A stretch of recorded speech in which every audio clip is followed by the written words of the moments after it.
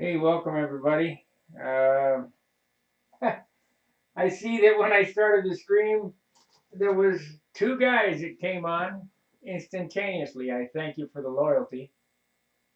And anyway, what we're doing today, let me get an audio check. Can you guys hear me okay?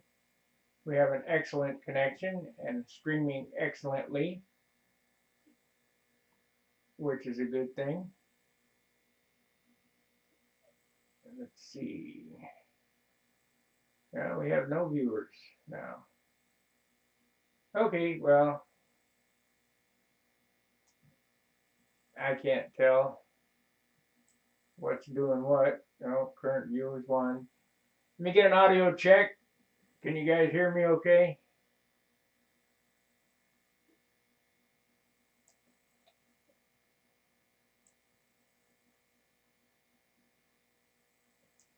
Anyway, the real work begins today. You saw, I did change out the fuel tank from the one that I had in it, the one with a hole in it. I did that last night. I've been working all morning. I've been sanding since about 4 o'clock this morning, and we'll get some tips on color sanding or whatever. I'm not using the phone, so that makes it a little better. I'm using my OBS software because obviously I'm in my little apartment.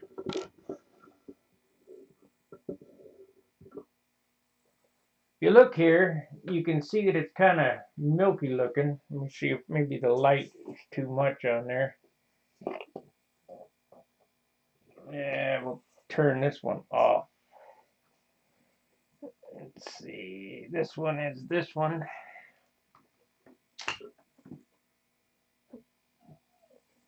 Yeah, it's a little less shadow on it.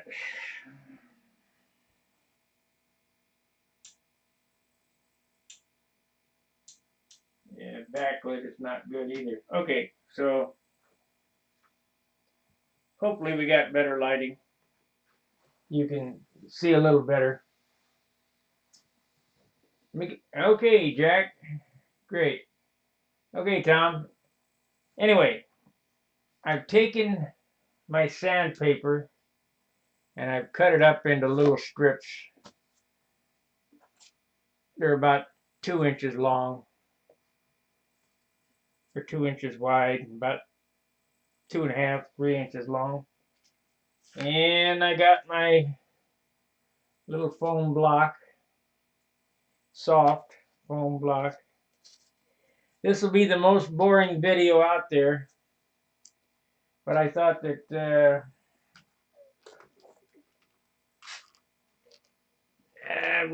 I'd spend the time showing you how much time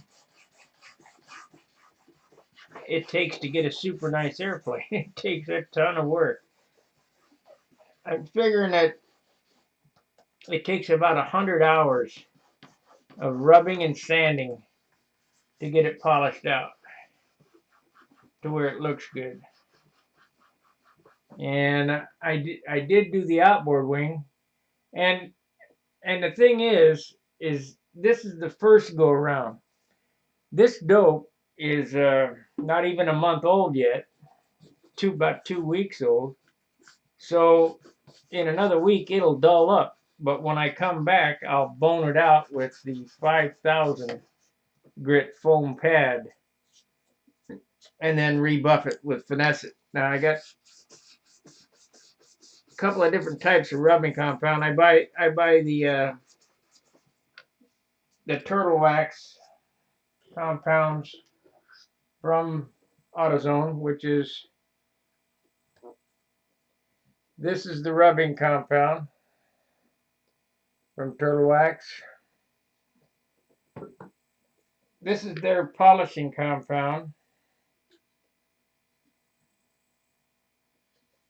And then I use, like I showed you, where did it go? Yep, over there.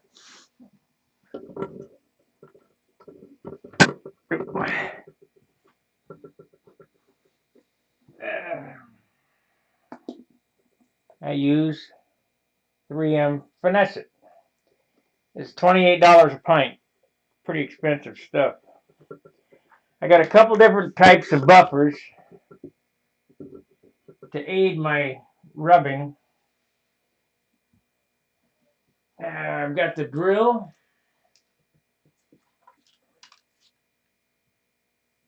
with a foam pad on it. You can change these pads out. And they're, believe it or not, buffing is just as much an art as sanding or building or whatever. There's different grit pads that you use. So you want to use the coarser pad for the coarser compounds and the finer pads for the polishing operation. Then I have the Dremel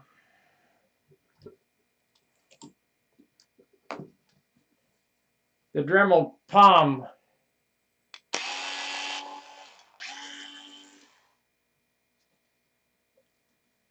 I'm gonna have to clean that up. What you can do, what I got here is, if you look, it's kind of crappy looking. We're gonna sand that off.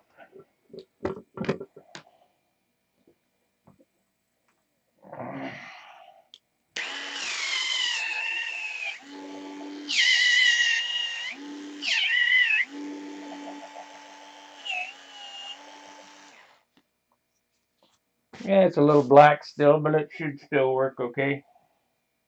I don't have a new pad for this. Suppose I could take one of these other pads and cut it down. Yeah, let's try that.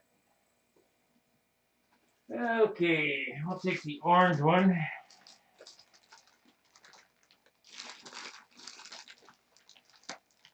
Never done this before, so it'll be a first. We'll see if it'll stick on here.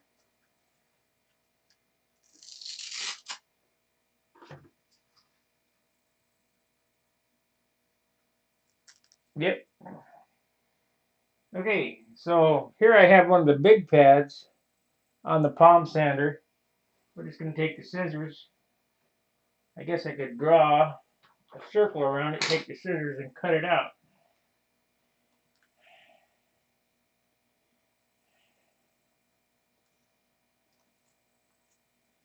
Let's just turn it on.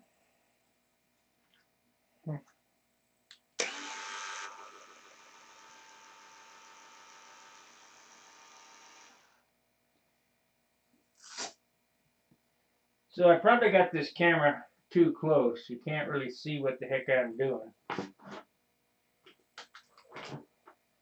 That's entirely up to you guys.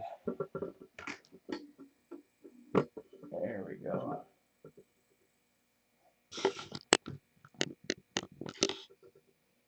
So I just took a felt tip, ran the thing and drew around it. We'll get the scissors out if I find them.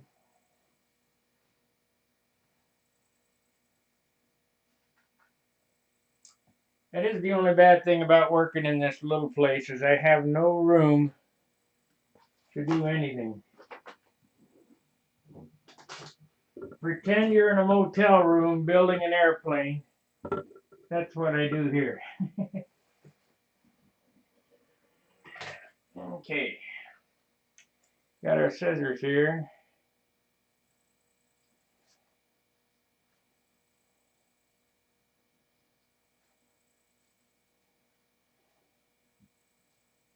This will be good for the hard to get areas.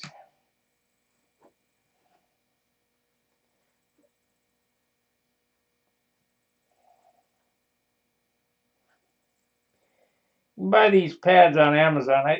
I think they're only about $10 for the bucket of them, or the bag of them.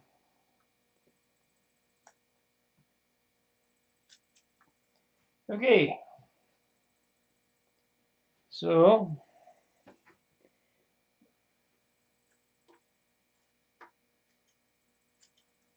we just need something to generate heat. What you're doing when you're buffing is you're generating heat. You're melting the dope molecules, because dope is plastic.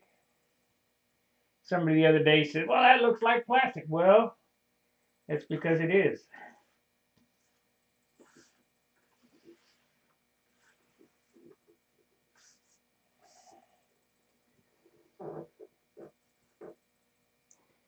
Dope is plastic, but not as heavy as plastic as urethane.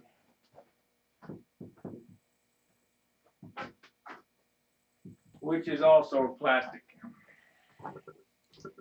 Okay, let's give this a whirl. I haven't tried this. Where did it go? There it is.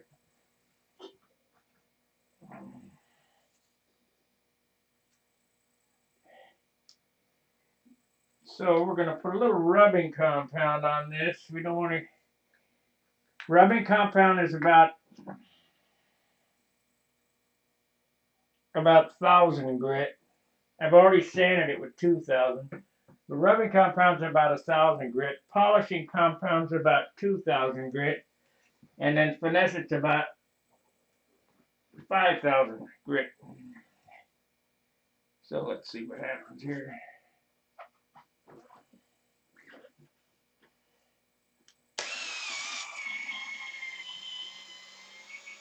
Like slinging the shit everywhere.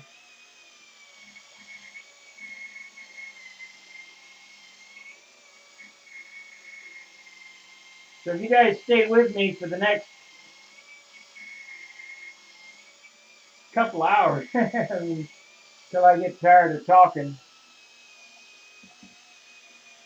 you'll see the thing transform from a halfway shiny airplane to a super shiny airplane.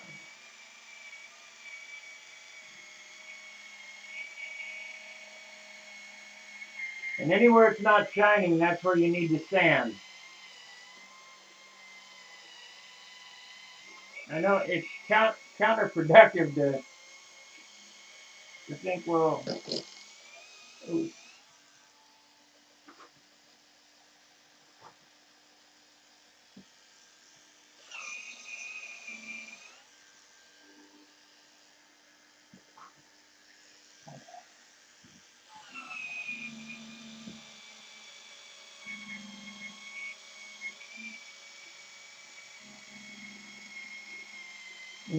you hear the tool take a load. We're putting heat into the paint, and that heat is melting the dope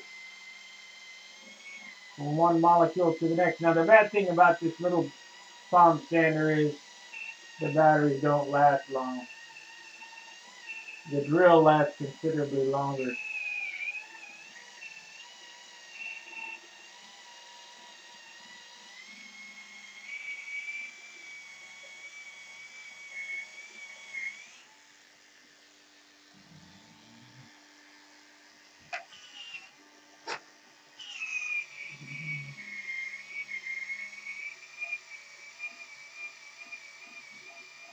Any questions, just ask them, because I got the chat box open. I can see it.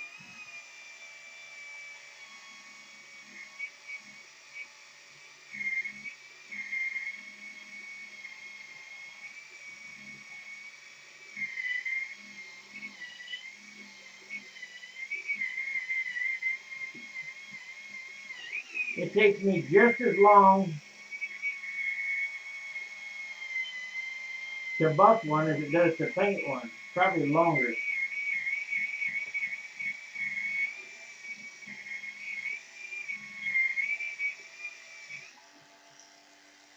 Because this is the first process, and then we're gonna go, later on in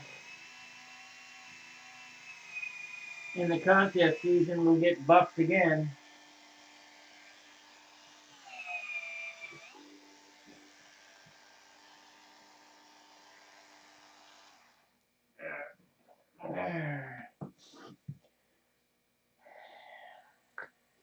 Let me check the output here.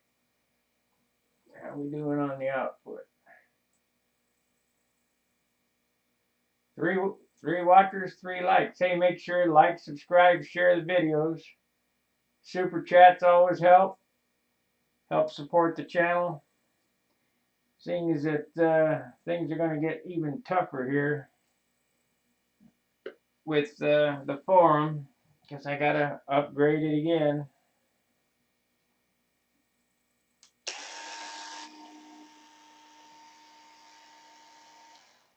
That's another thing. You see them globbles that I had on there? Looks like we, yeah. You don't want to hit that with the buffer without spreading it around. Did you see how it's slung out all over there? Slinging all over it. I got too much on it.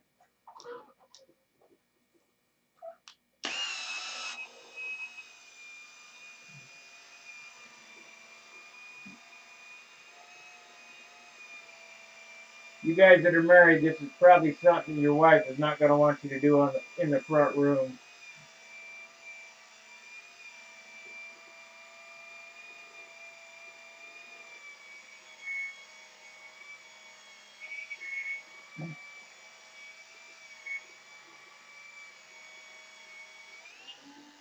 Or you can build more heat with the bigger pad.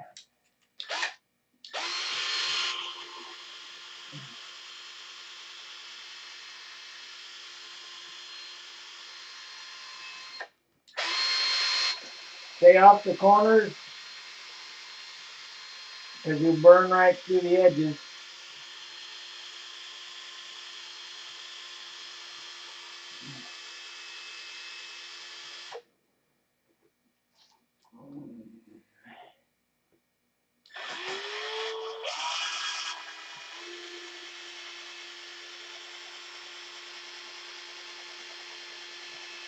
This is cheating. Back in the day, I didn't have this stuff. I had to do it all by hand. So this actually cuts down on some production time.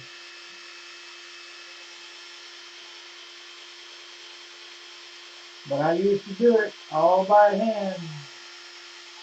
My Vipers were all hand rubbed, no drills, buckles and wheels.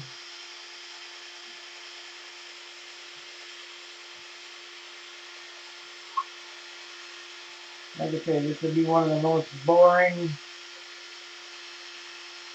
videos I've done, but for some reason you guys like boring.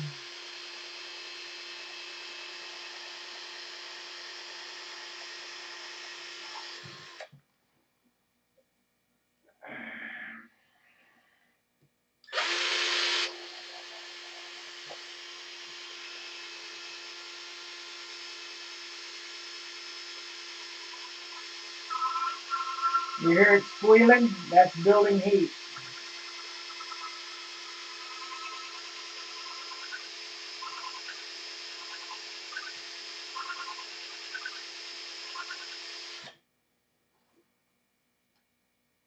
Building heat, and that's what makes it shine.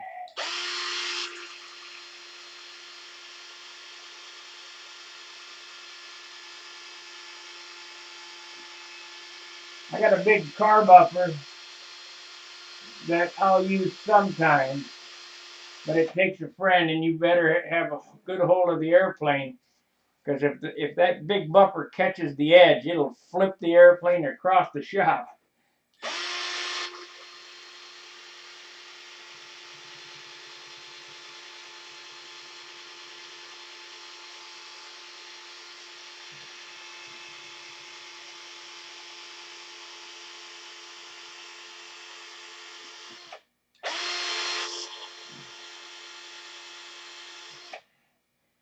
I sure hope this thing flies good.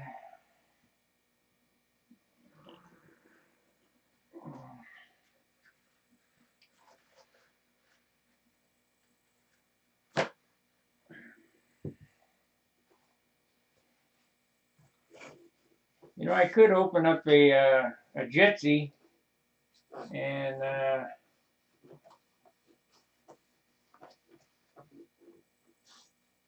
run a Jitsi for questions. I don't know. I need to get another laptop so I can do two 2 cameras too. Just more shit to do.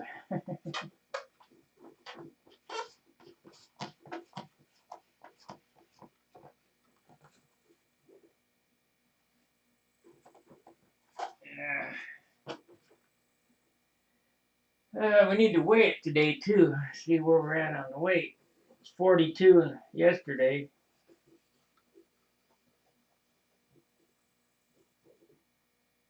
I'd rather it was 40, but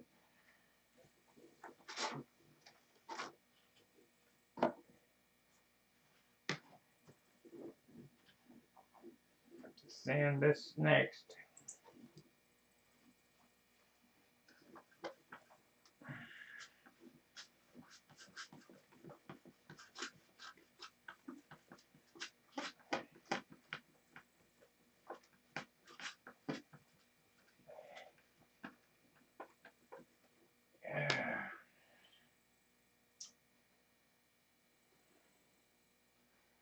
Like I said, guys, this is going to be a super boring video. So if you're looking for excitement, this ain't it.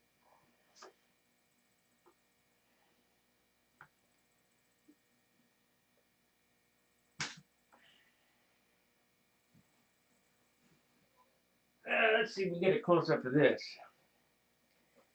Okay, if you look at this, I don't know, it looks shiny, and even on the, this is dull.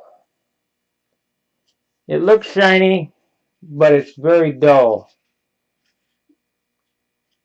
We'll go ahead and buff this out and I'll show you the difference. So I'll do one side and then the other.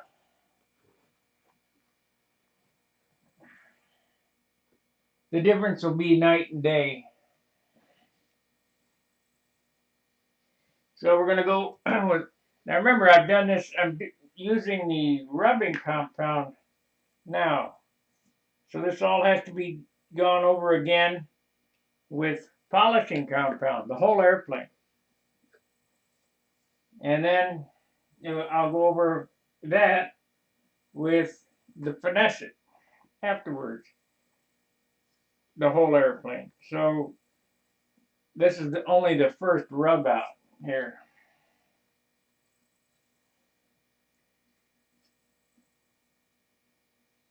And one it'll look real nice is this come this summer when it's got been boned out and done for its final time. But you'll get to see the difference from just the first polishing.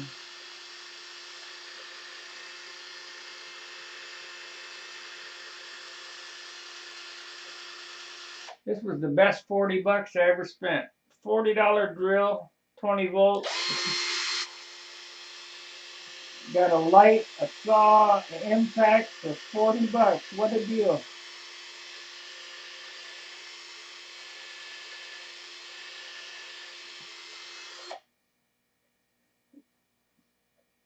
Okay, let's turn this so you can see exactly what I'm doing here. I'm kind of bearing down on it, you know, with some pretty good pressure to bring the heat up in it. This is a solid piece of wood, so you can do that. That's kind of hard to do on open bays.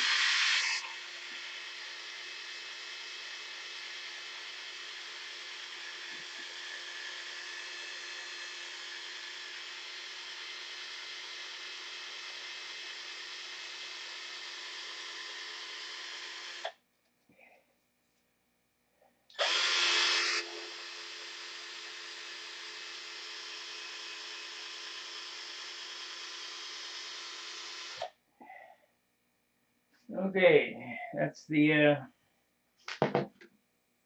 first side, and I'll try to show you the difference between the sides here, what they look like.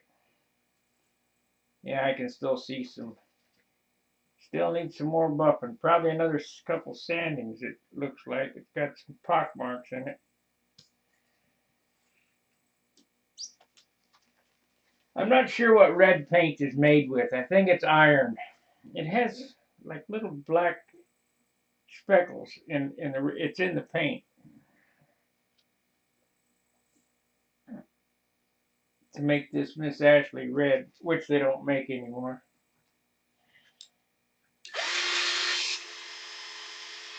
Now, you need to hear it squeak.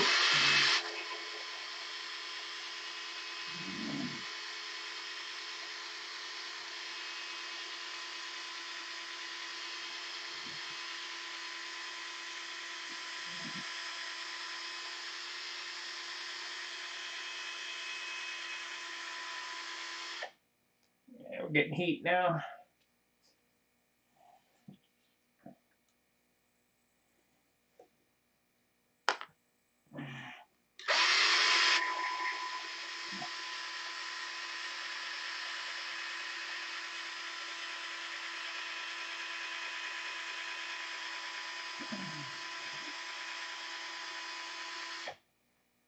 Okay, I got it.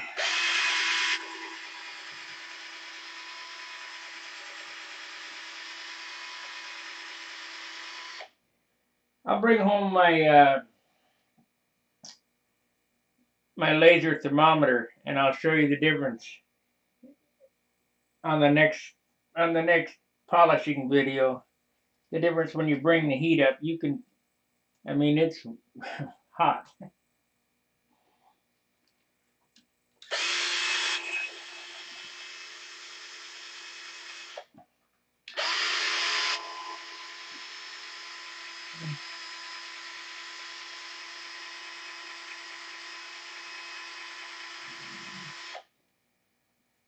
And you kind of got to get it hot, or else the paint won't melt. But you can't get it too hot, because then the paint will burn.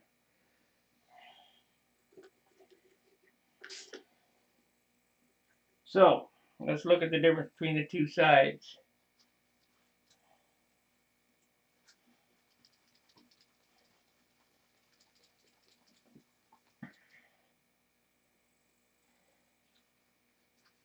And, you know, in all actuality, unless you know, I don't know, unless you're really go out for competition, all this work is only going to get you 1 point, maybe. To me, it's a matter of personal pride.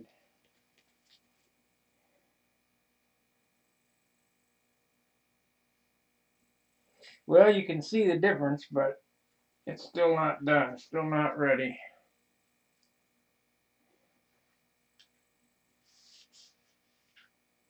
Okay, well, look at this side. This is how it started. And then you look at this side. They had a thing in motorcycles called the 36-inch finish. Look at the light shining, the reflection there. It looks hazy on this side, but if you turn it to this side, it looks better.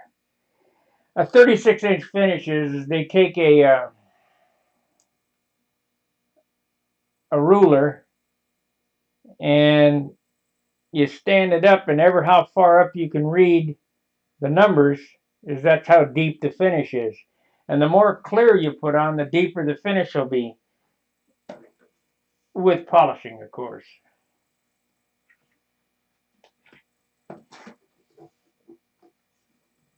We're going to glue the flaps on today, so that'll finish that out and they'll be ready to fly. That's the only thing that's left, actually, to make it airworthy is to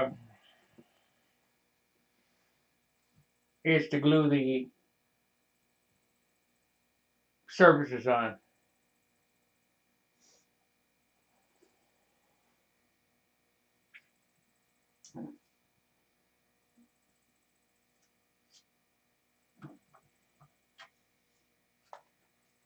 Now John is going to have less work to do on his Nobler because he did more sanding between coats. I, on the other hand, because of the situation I'm in, couldn't. I mean, I suppose I could have, but I wouldn't be this far along. I'd be, another 2 months finishing out the paint job.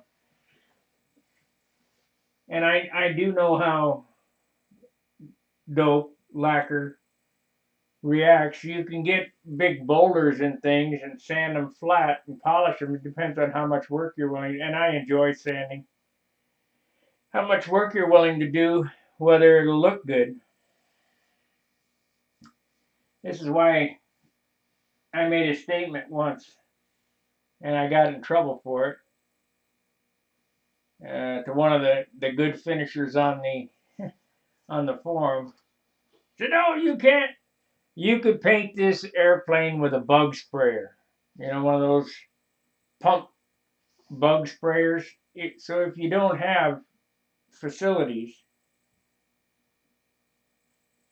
you could spray it with a pump bug sprayer, and if you're willing to sand, it'll look just fine. It depends how much paint you want to put on too. I mean, obviously, the finer HVLP guns means less paint, but a bug sprayer, I'll bet anybody that I could do it.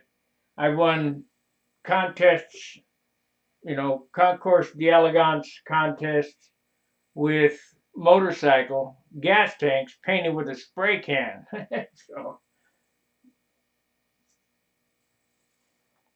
So there's nothing wrong with the medium, how to get it on. It's just how much work you're willing to do.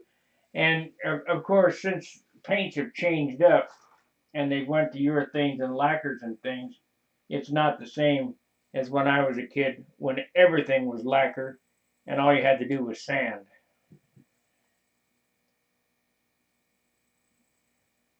So let's sand out this wing here. You say, well, that looks good. No, it don't. We're gonna knock it on back with 2000. If you can hear that, that's my thumb rubbing over the top of that. Way too rough. So I don't know if you'll be able to hear it or not, but try to listen for the sanding difference.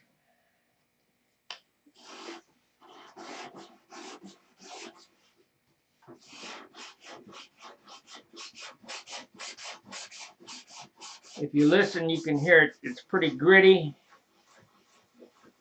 And when the gritty sound goes away, that's when you stop sanding.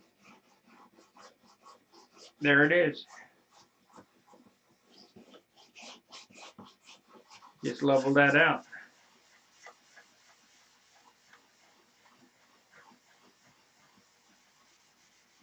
Now, when color sanding, some people say sand in circles, some people say sand in. I don't think it matters because you're going to heat it up with the buffer anyway.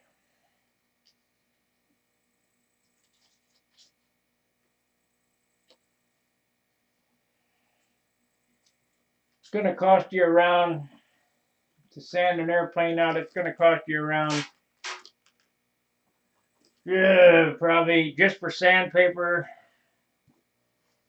about $21 because I go through 4 packs of 2000.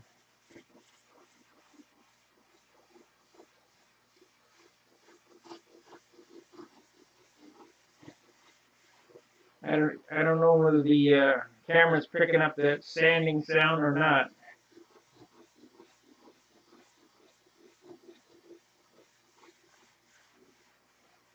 You remember I've stated in the past that you, after sanding one of these, you go, I ruined it. Yeah, well, don't worry. It'll be fine.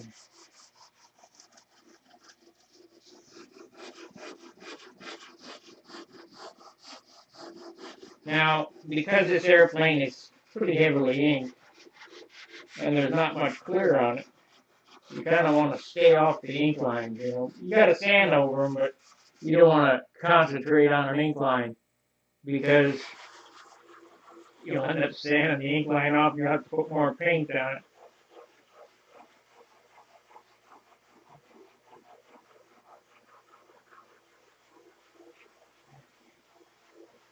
This is the zen of sanding. It's just ridiculous. You notice I'm just coming up to the cap strip and once over the top. You don't want to sand. If you concentrate on the cap strip, you'll sand a cut right into that paper. And you think, well, 2,000 grit isn't enough to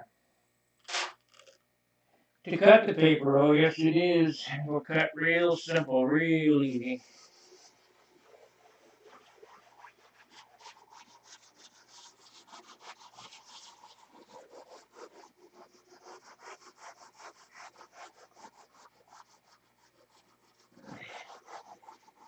You guys think that you're going to sand any weight off one of these airplanes?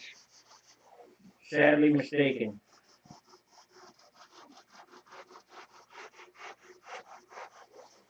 As I've stated in the past, I don't care whether you sand it down with a bare wood.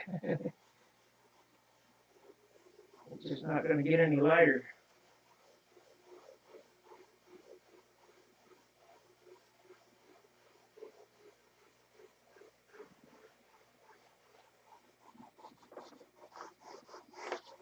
Yeah, okay, let's check our work and see where we're at.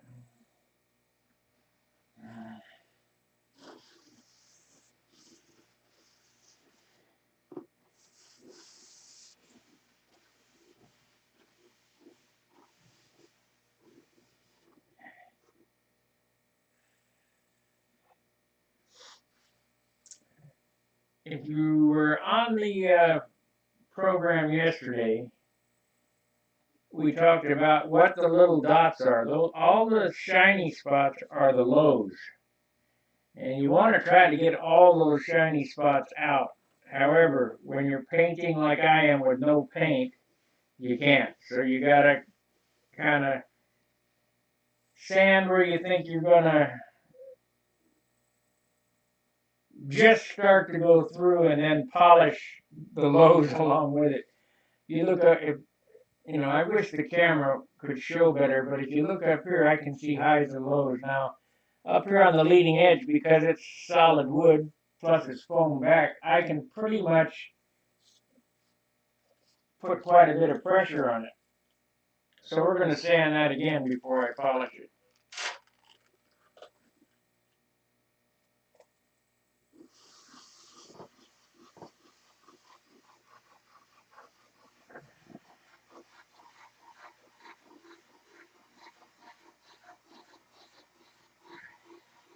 Try not to sand any flats in it, because then it'll look terrible.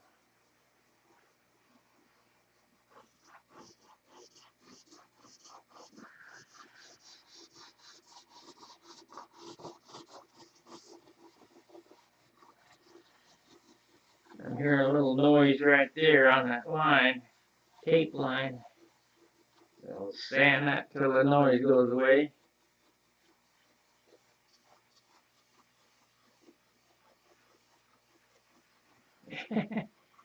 You know what this reminds me of? You guys watching this? There was a guy who was a painter, Bob. I guess he's died, and he would paint on TV. And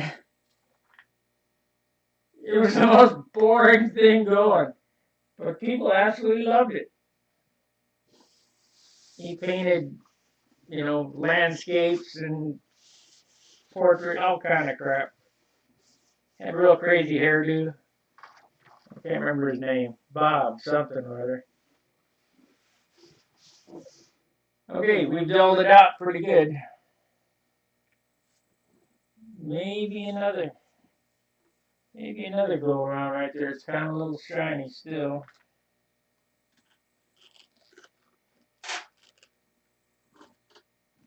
Anybody remember who that guy was?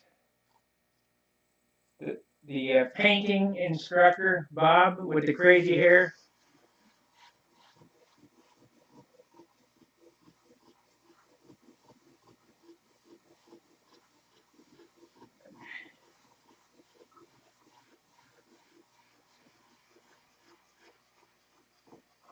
People just loved him.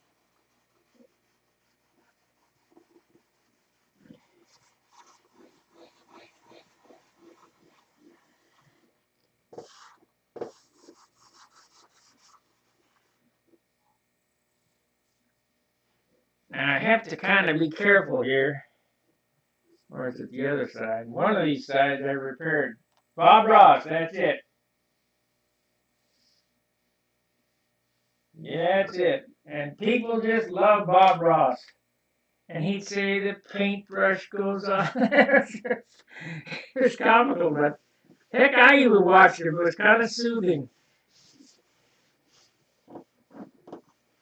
He had a real soothing voice. Okay, now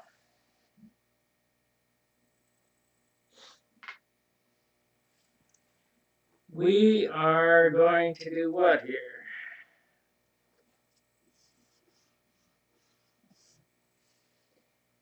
I think.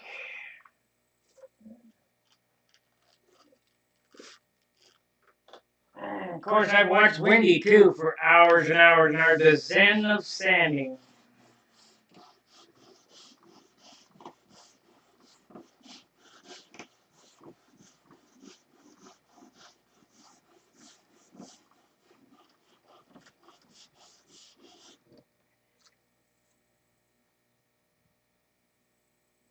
Happy little trees. That's right. That's exactly right. He'd paint happy birds and happy trees.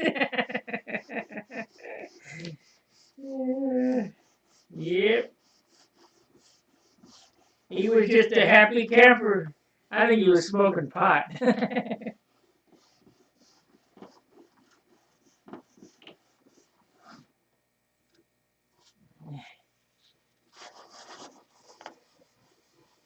If you look at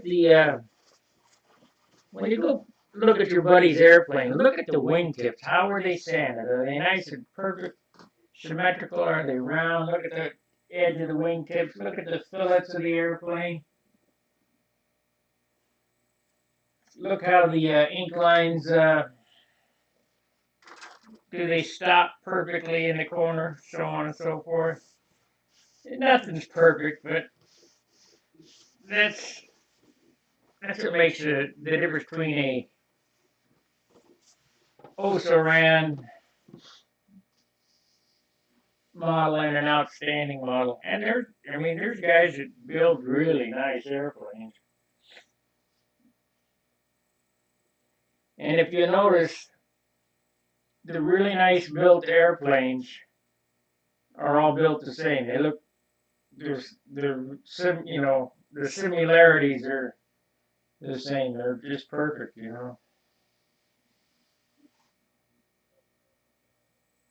And that's what makes I don't have a 20-point airplane in me, I don't think. I talked to Gene Martin and he said 20 points will drive you crazy. I believe it. 19's good enough. That's the best I've done.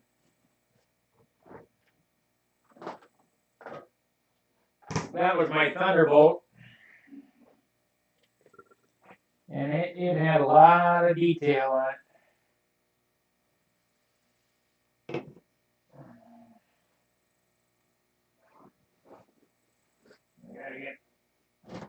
Gotta make some room here.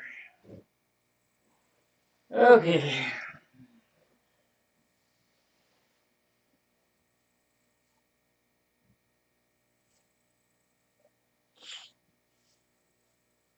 So the next operation, what am I gonna do here? And remember, this would be an all-day process just on the top side. And I haven't even started the bottom yet.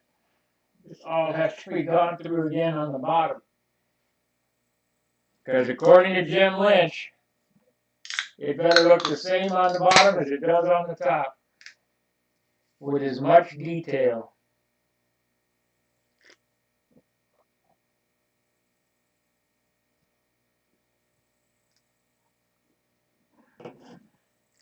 And this is only a dumbass classic airplane.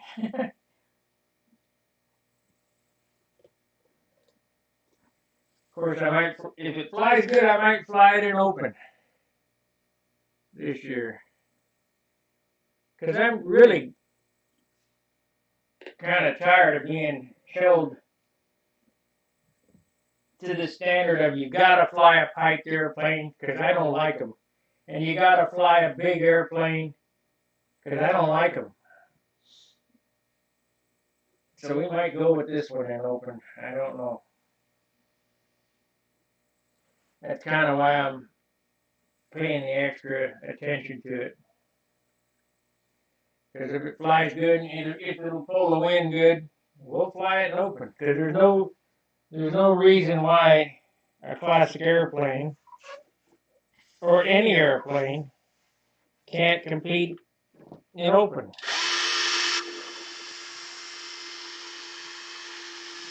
Remember, you got to build the heat, so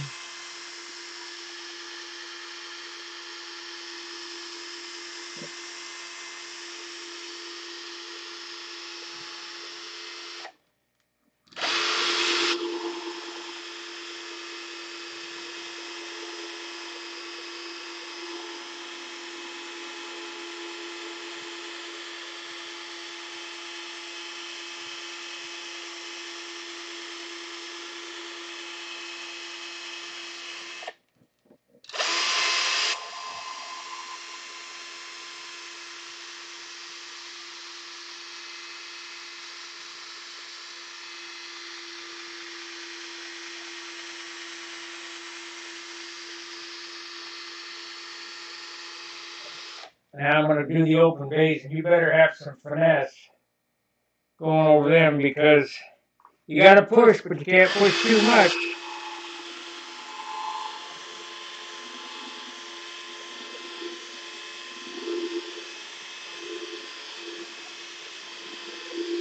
You can see a disaster live on camera right here.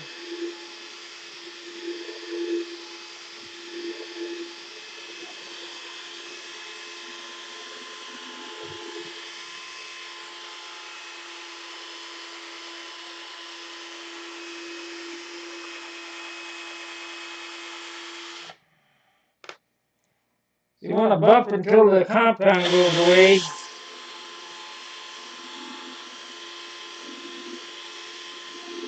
Then ease up on the pressure. Try to build the heat into it.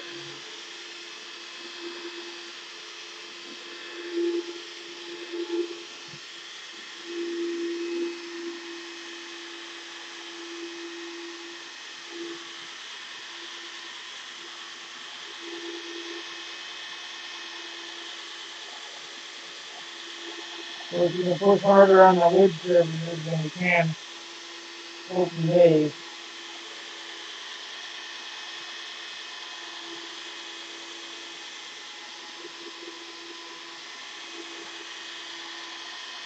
Now I'm going to make a disclaimer. You're watching me do this.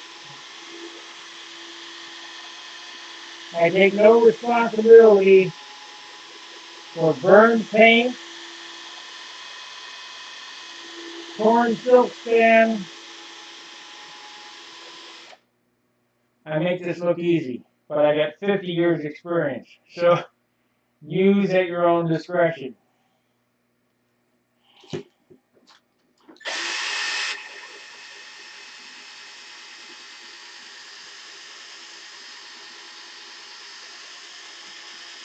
It's actually a little more than 50 years. But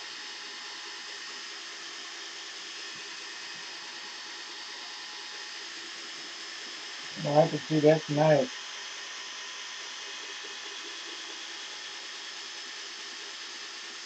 I don't know if it'll show up on camera.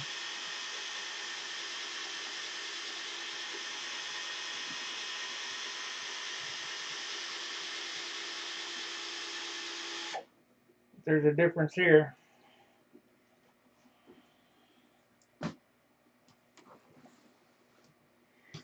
We're losing the airplane off the table.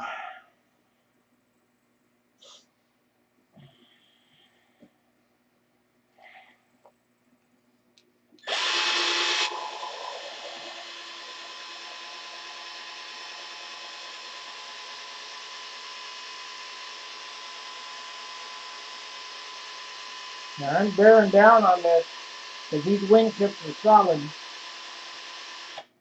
And I can get away with that. Try to keep the buckles flat.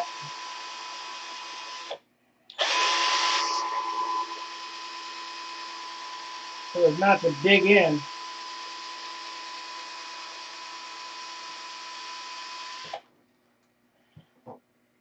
I probably gained about 20 or 30 degrees.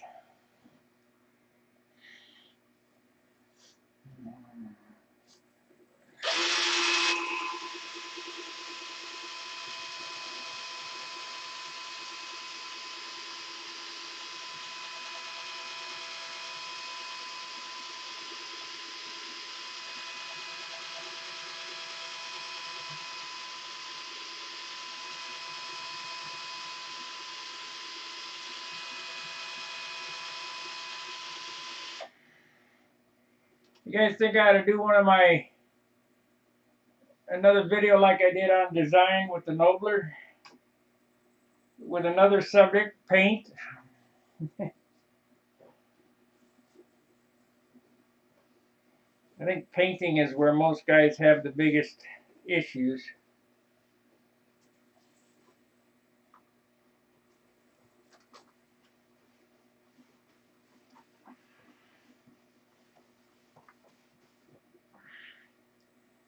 And there's a lot of tricks.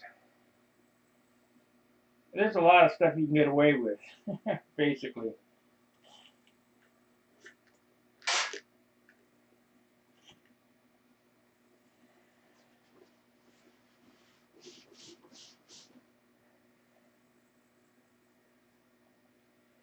Nine viewers. Who we got on there?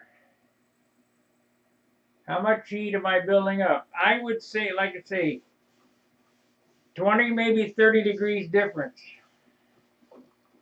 I'm going to bring my laser thermometer home from work tomorrow. We'll do a test to see how much heat is actually being built up. But I don't know. Guess 20 degrees.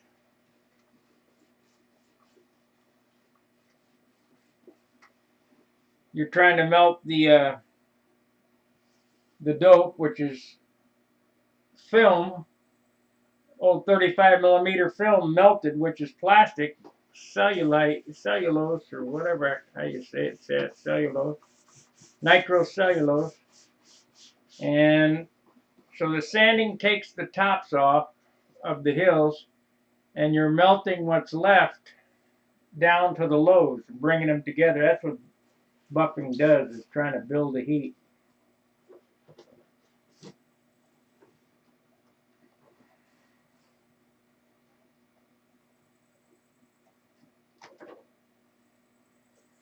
So that's the first go around. Need some more on the tip there. Let's use a little polishing on this, see what happens.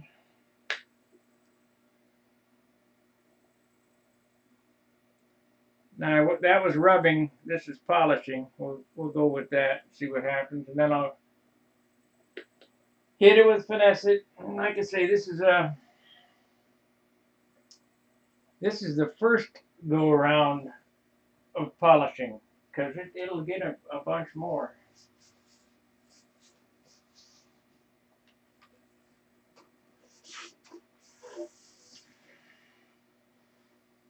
Try not to fling this all over the place.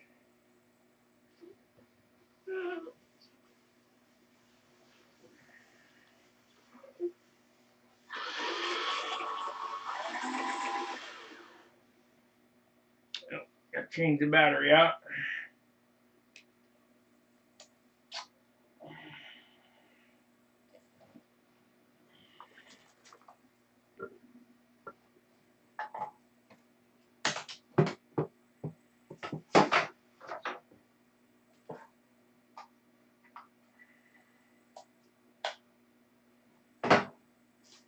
It's the first time I killed the battery. That battery lasted a long time.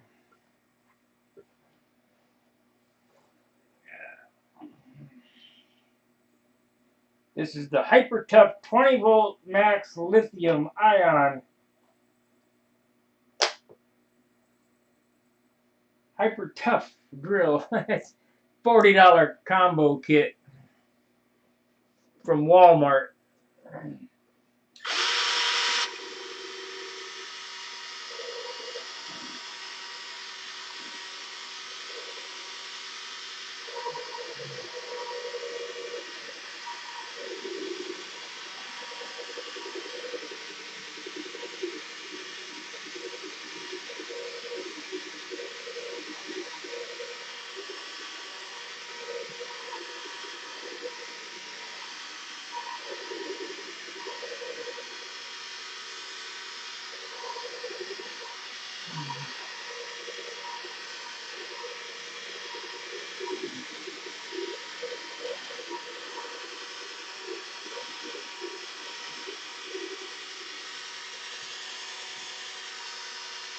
Gonna keep buffing until all the compound's gone.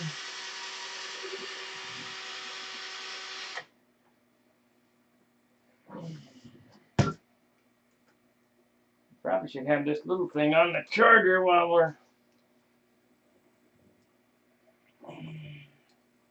So it's ready to go.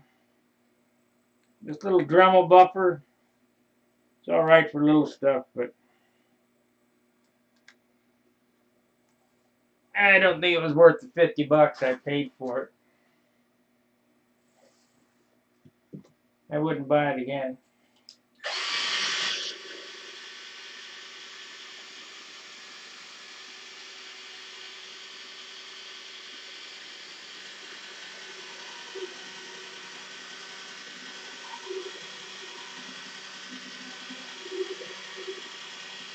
Now you'll notice remember how long I've been on, I haven't gone over a big area. It's just, I'm working on 1/4 of the top. So that's 1/8 of the wing. And I've spent an hour on it.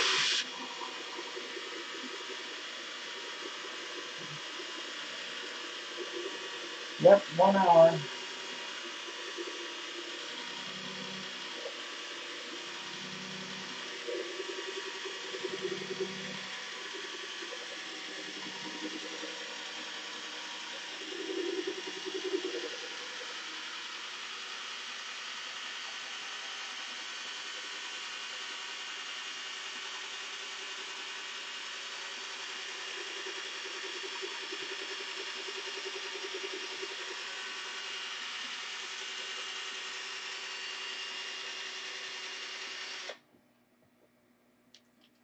Yeah.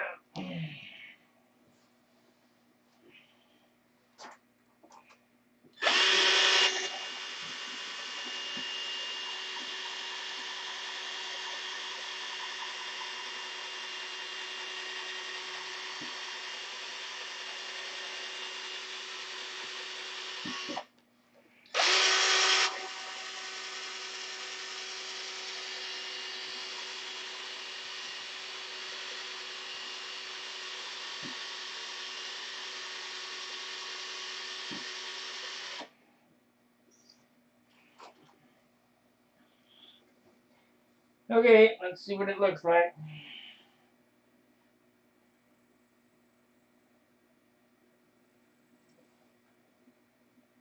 Jet Creamer, what do you fly? RC? Control line speed?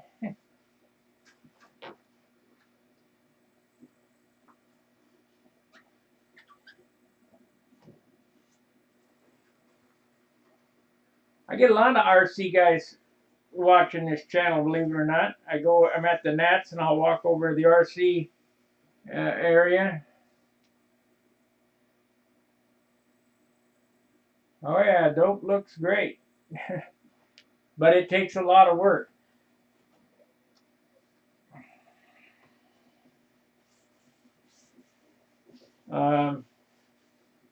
Just think of a baby grand piano.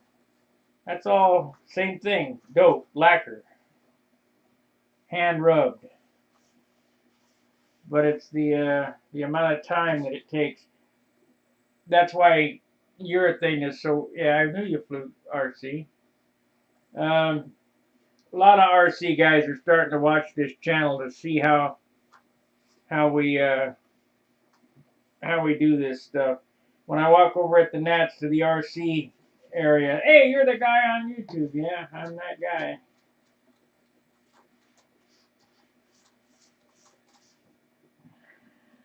Okay.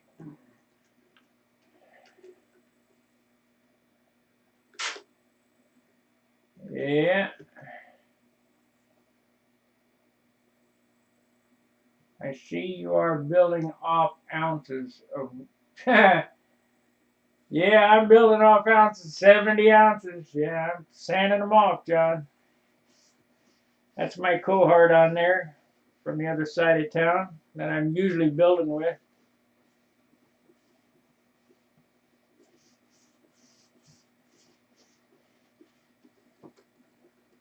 We kind of tease each other. 70 ounces. Yeah, back in the day, they didn't have anything but control line. I remember when RC first came out, and there was a big box with a button. You pushed the button, and the rudder would turn left or right or whatever. Then a little farther down the road at Whittier Narrows, they had RC Pylon when they came out, and they were super nice. They were fiberglass, I think. They had torpedo 40s in them. The finishes were excellent. I remember one guy had a Gloucester looking airplane. No, it was a GB. It was a cream and yellow and red, black pinstripe. It was nice, GB. It was all hand built. Not like today where they just buy a foamy and ship it. Okay, we're going to do the inboard panel now. Remember, this will get done again, this outboard. But we'll do the inboard. So, let's see. I got to sand off 70 ounces.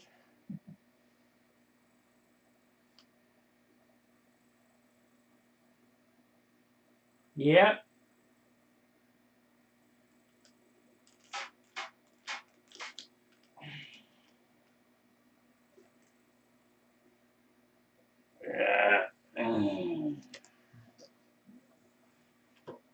Okay, more sanding. If you're not a sander, you're not a builder.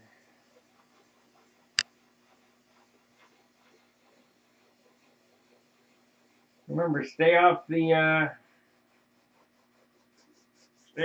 cap strip. At least with the sandpaper.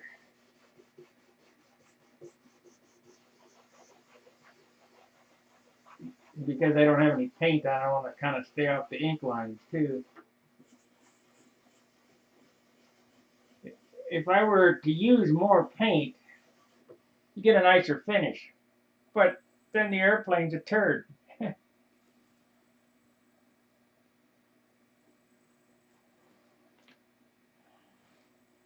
What happened to my little sponge? There it is.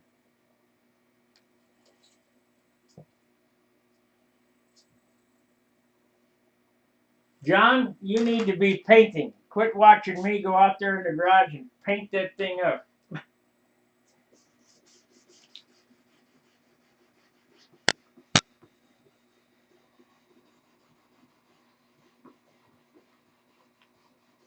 So when I come over next weekend, we can trim it out. You'll be just caught up to me.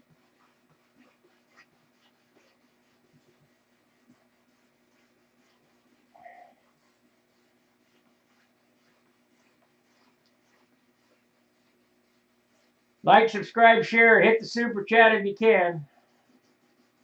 Help me make this channel worthwhile doing. Not like I'm making a killing doing this.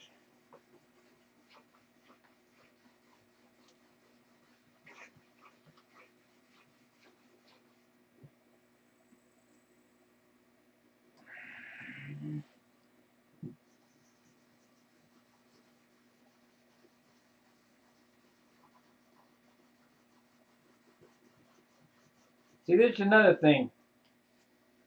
Don't get excited. If there was a seam here where you're gluing the sheeting to the center sheeting,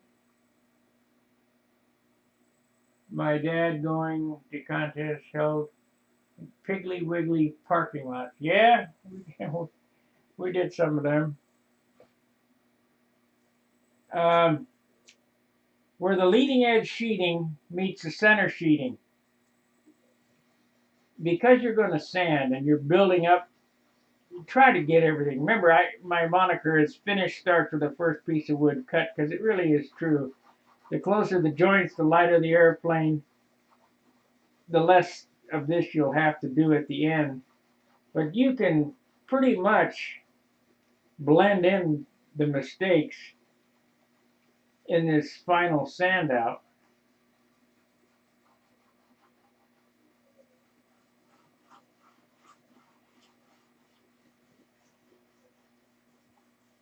At least your eye won't be drawn to them as much.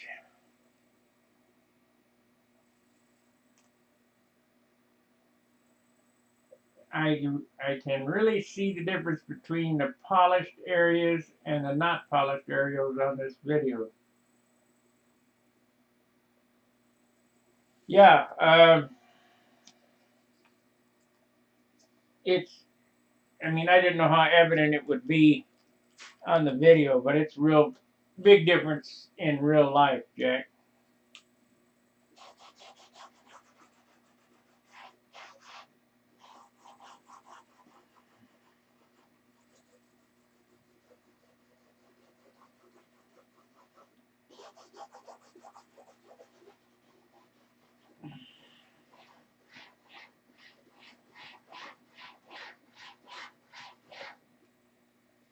So this is, like I say, the zen of sanding, because there's a lot of it.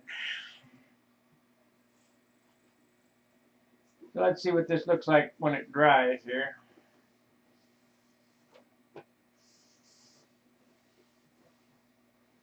That should go flat, or try to go flat anyway. This airplane could have used about 3 more coats of clear, but that'd have been 3 ounces more, and I just wasn't going for that.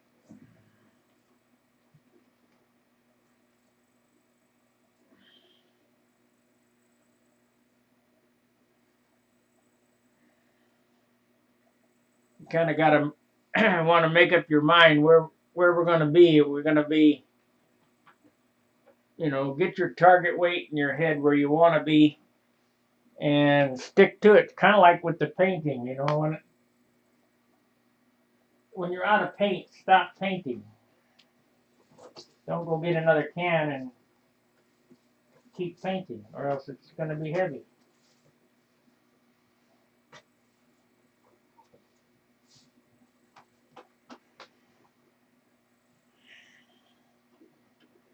Still got a little bit of pock up on the nose there. So let's hit that with some finesse.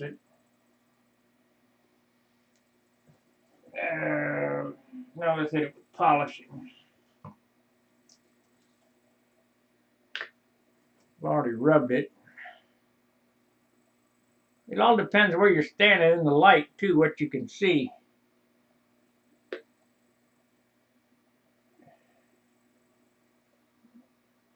I will try to get a shot of this area here that I mean, you can see it, it's kind of dull.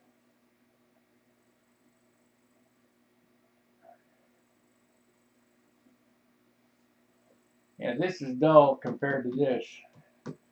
I can see that in the video.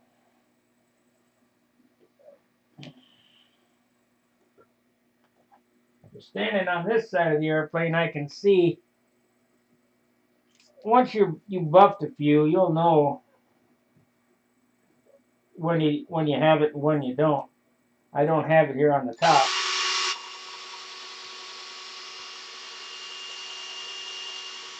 You're looking down through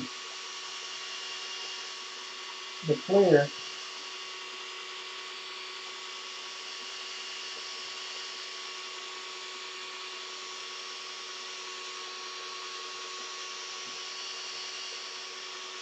That's a pretty good monocoat job, mister. Yeah, it is.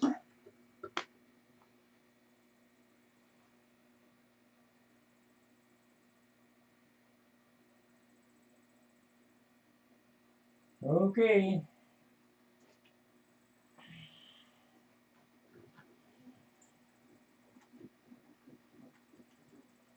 Yeah, that looks better. Let's see what happens here. You stand on this side.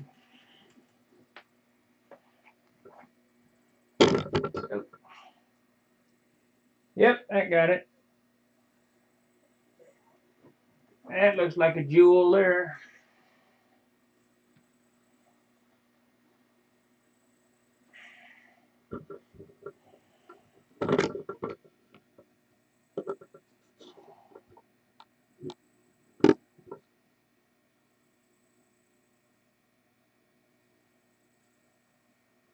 Yep, that got it.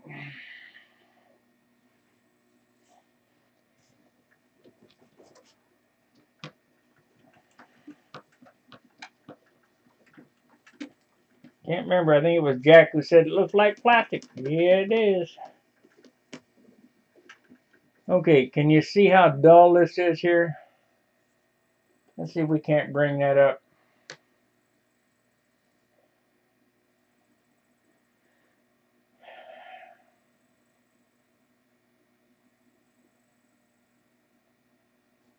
How long we been on? It doesn't show.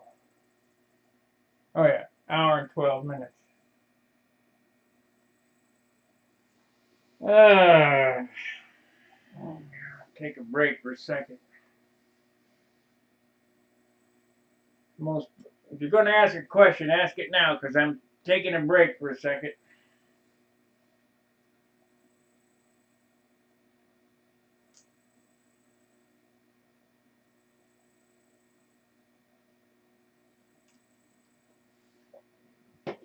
Let's see if we can get some different angle of light on here.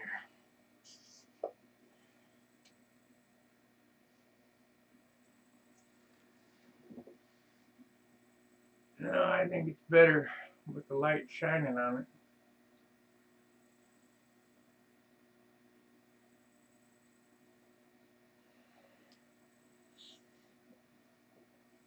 Yep.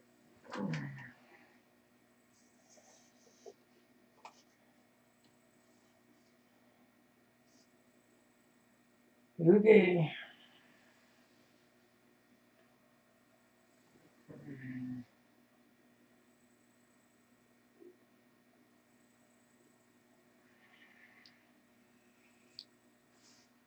So remember, you heard it from me.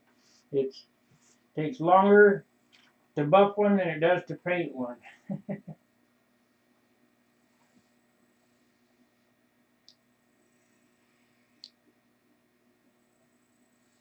Okay, we want rubbing compound.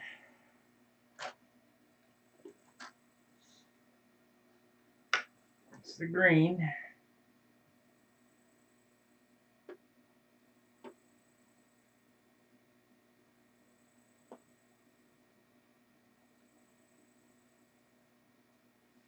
And don't go crazy with the compound because you just be slinging it all over the place. So let's spread it out first.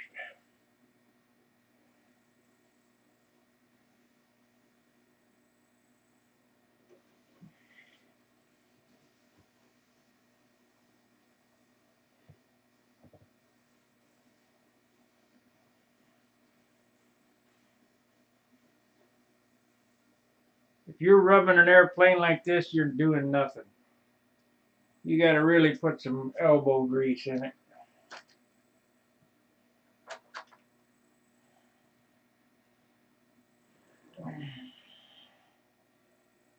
Okay, here we go.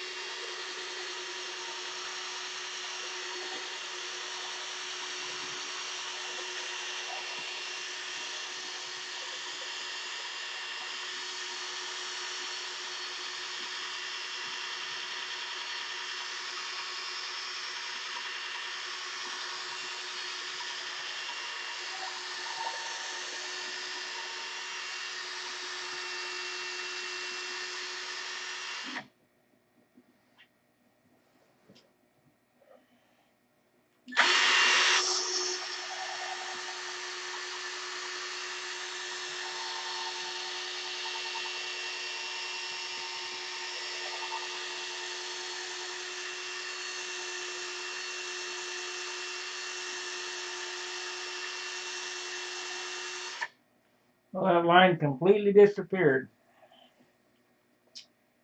That's a good thing.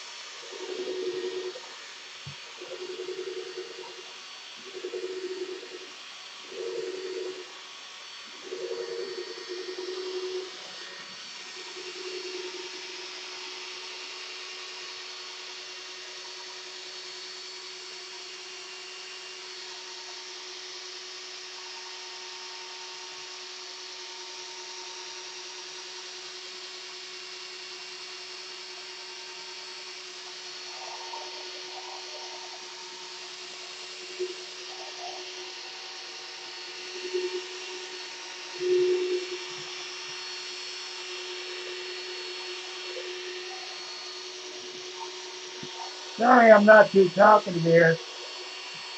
I'm trying to pay attention to what's happening.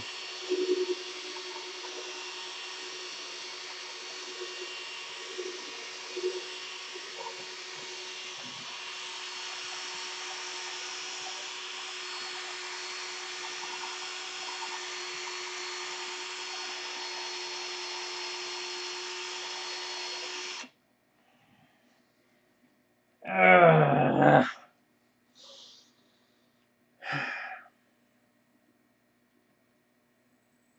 okay, let's wipe it off and see what we got.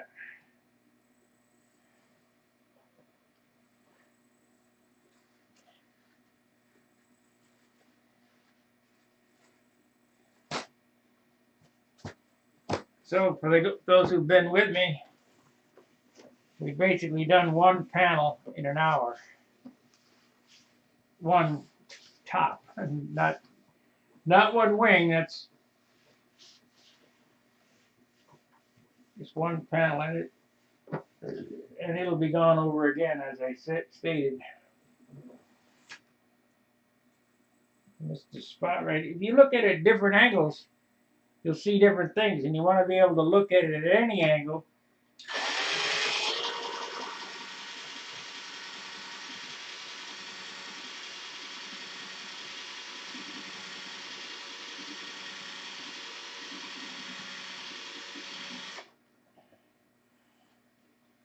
And not see those things.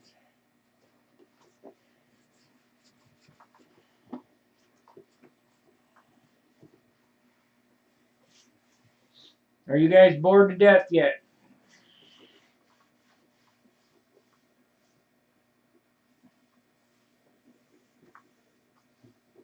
I need to stay off that line or it'll go away because it's starting to spot out.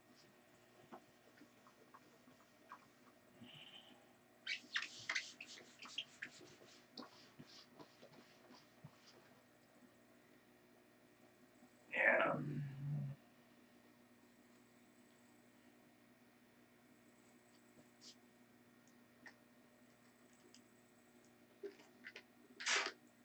Pretty nice monocoat job.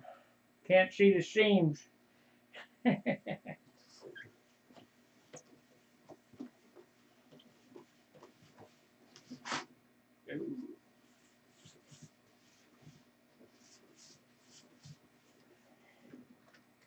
Yeah, it's still kind of hazy up and through here, so I gotta hit it again. Hit it with this.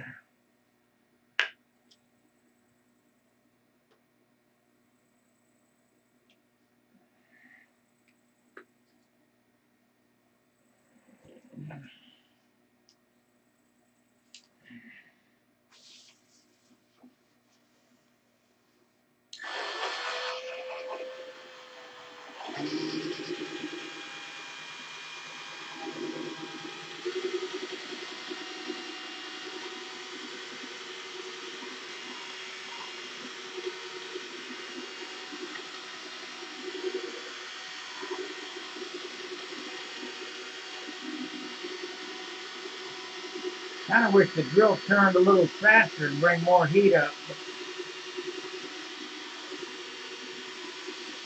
What do you expect with 40 bucks?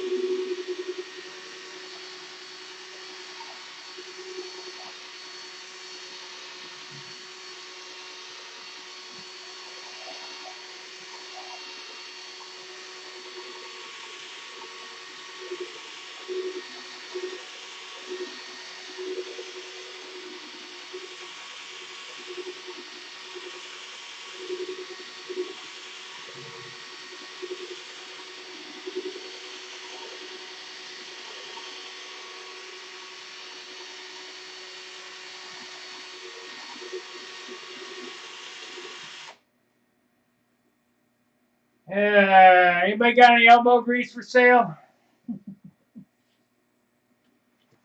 Seems like I'm running out.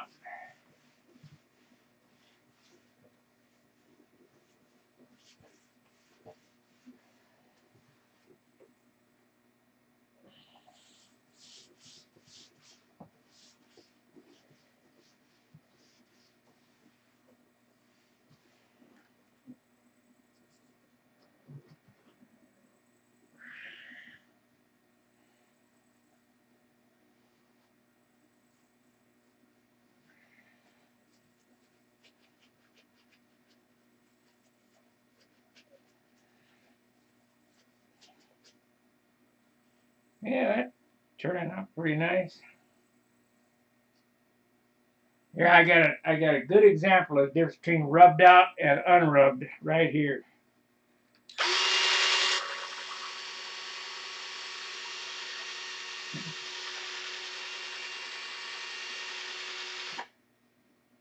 For RC Fred and the RC guys, Jet Screamer or Creamer or whatever. For you guys that don't build, you know, control line stunt models, competition control line stunt model, and just paint the airplanes and don't polish them and don't put in the elbow grease. The difference between the two is going to be real evident right here, because I found a good example. Hopefully it'll show on camera.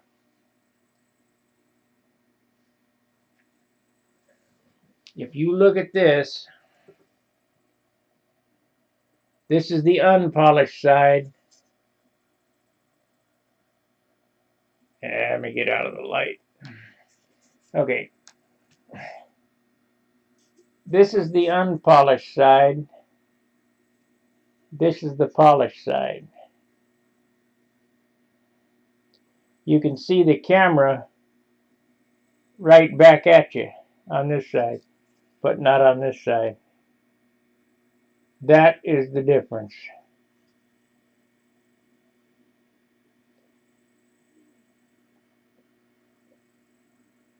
That's a good angle there. So there's the polished side. You can see the camera head in it, just like a mirror. That's the unpolished side. Now, to show you that I'm going to bring that up to the same as the polished side, I'll do that right now.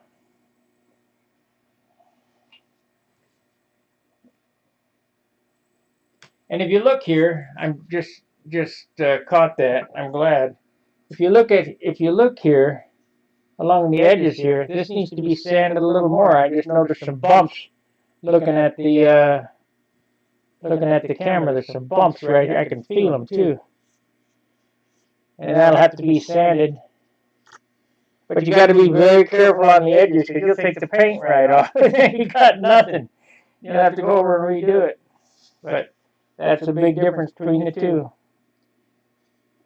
You can see the camera on this side and nothing on that side. So let's work on that.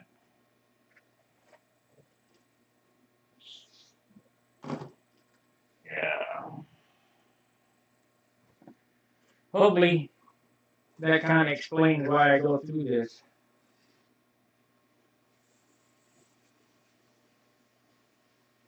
And they look so sharp sitting out there in the sunlight.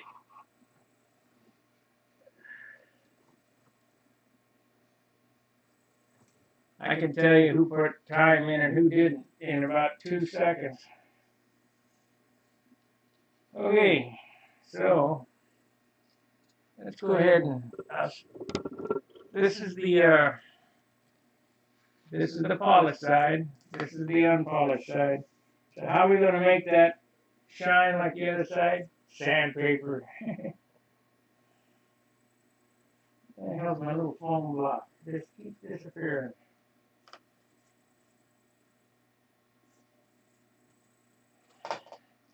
I'm going to set this on the floor for a second.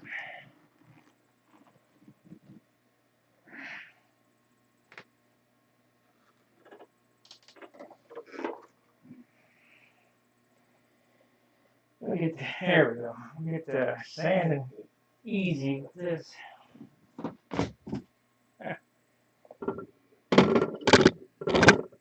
Okay.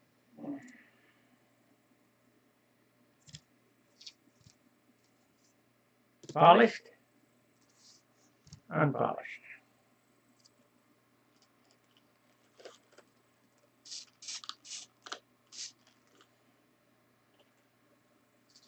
It's a new piece of 2000. Might need a couple because it's pretty pocky.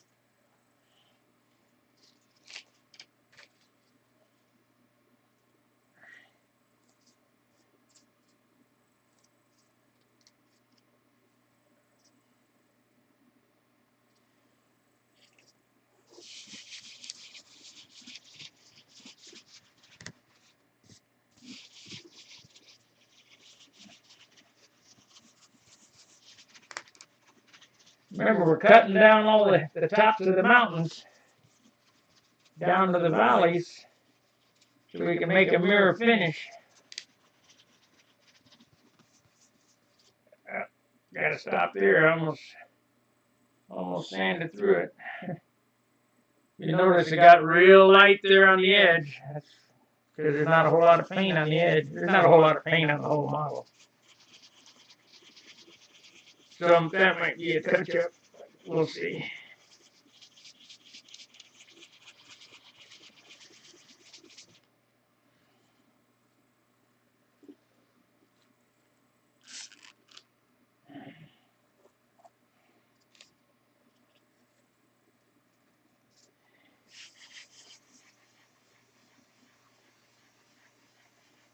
Don't panic. No big deal. I still have some of the original batch of red if I want to go over that, which I may. Get the with an airbrush and then come back with some clear and polish the clear out.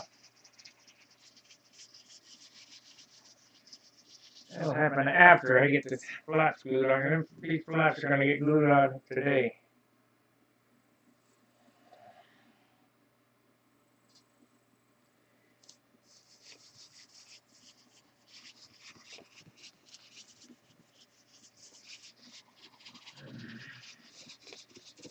Okay, remember I said there was yeah,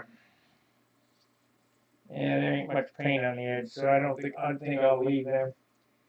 I can live with it.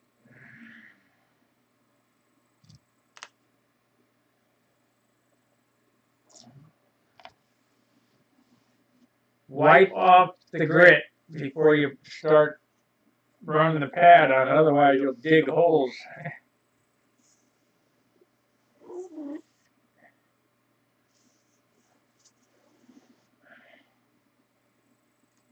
Okay.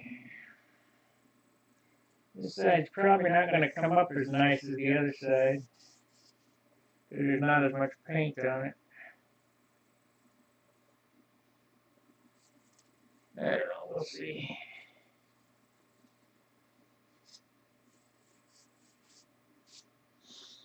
Remember, using my painting method, you get 1 coat of clear and 1/2 pint of color, and that's it. All the thinner you want, but if you're not putting any paint on, there ain't a whole lot of room for sanding.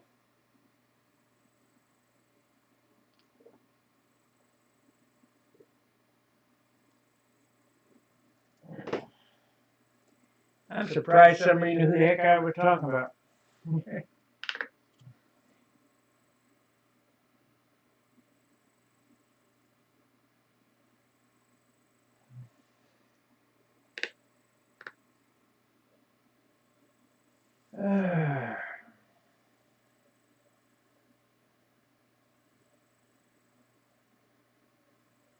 Buffing off the ounces. Yep. We'll have to get a weight up to see if we lost any weight.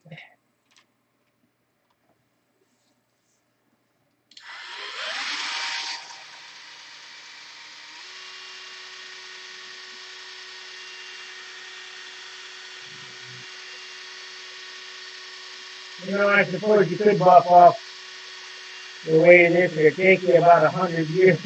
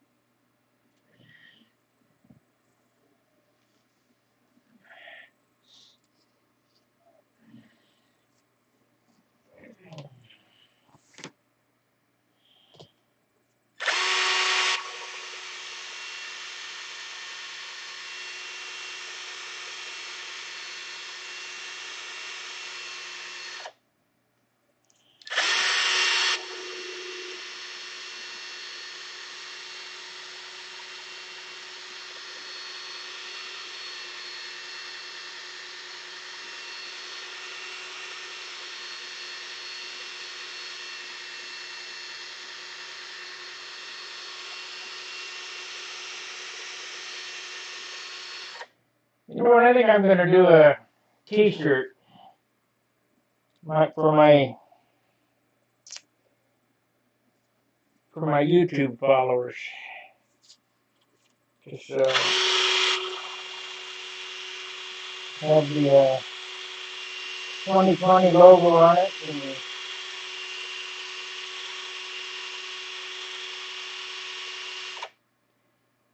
YouTube. Stud Hanger YouTube.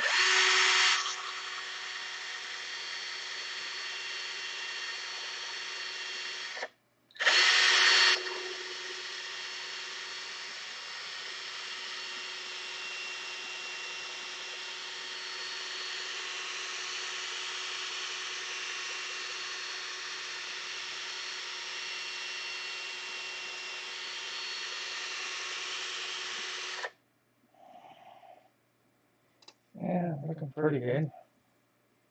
10 likes, that's great.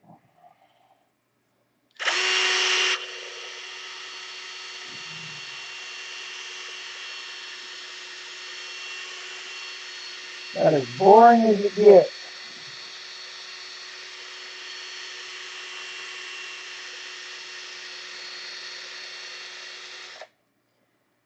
Alright, this is the first go around. Let's see what it looks like as far as shine goes.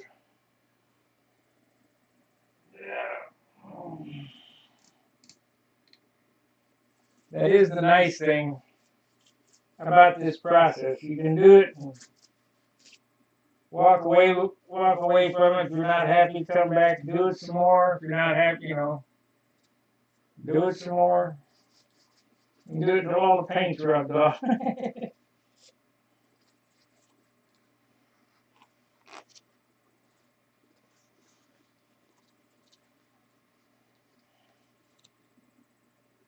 Never enough rubbing.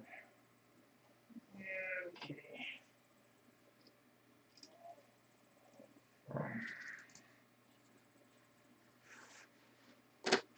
I really like these Scott Blue towels. They really work good for this process.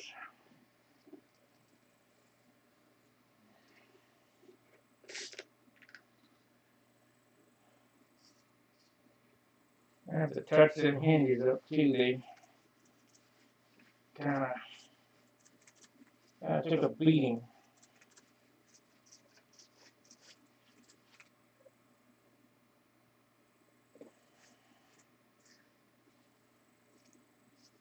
This side's not quite as nice as the other side, but it's still pretty nice.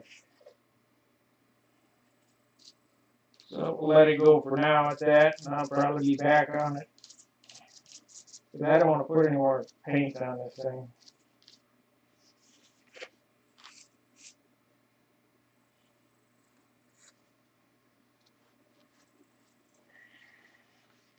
Kind of just got to finesse what I got and points. Work with what you got, not with what you want. Okay, let's see here.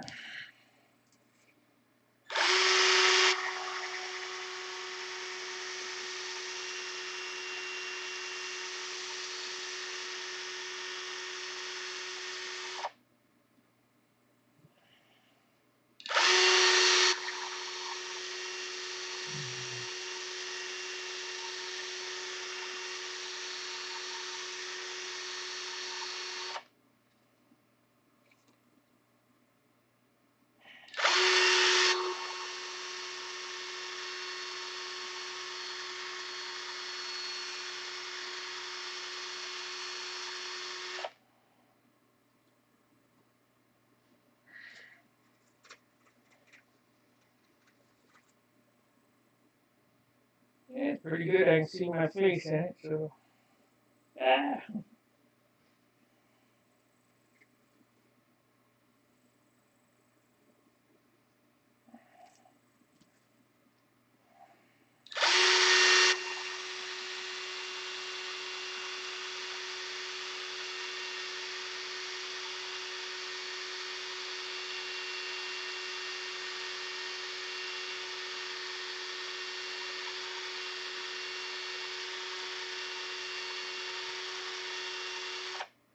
Wendy understood this process the best. That guy, his airplanes were finished beautiful. Lots of paint.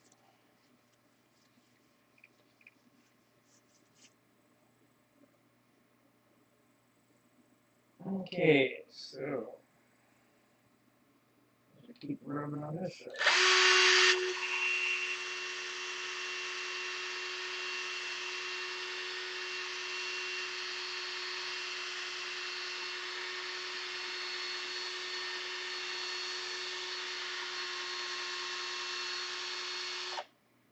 I miss my old buddy Rick Gackabone. I hope he's still alive. Good builder, good fitter. Bob Lampione, another guy.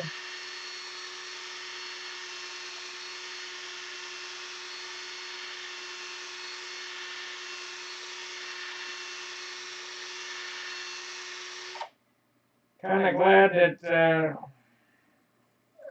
thankful for the YouTube that I can pass some of this on to guys who don't know anything about it, or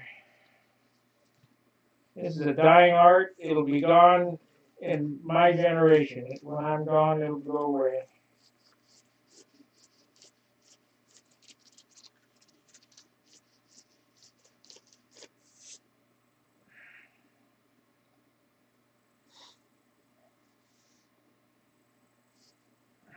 Well, the difference is, here's the original polished side,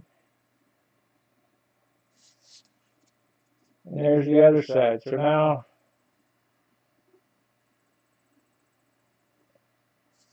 that's pretty good. I mean, like I say, it'll get gone over again, I'm sure. But I'm tired of rubbing. I've been going on 2 hours now. It'll be time for lunch and take a break. And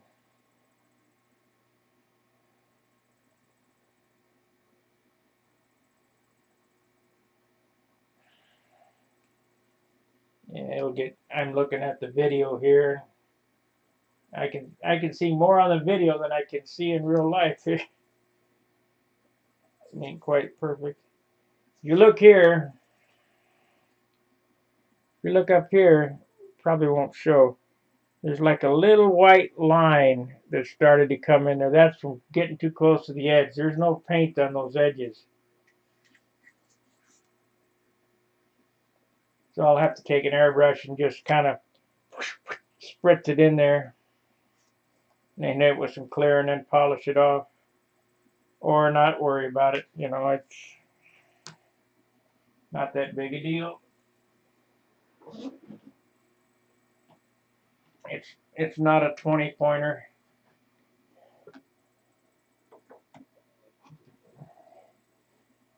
It is what it is.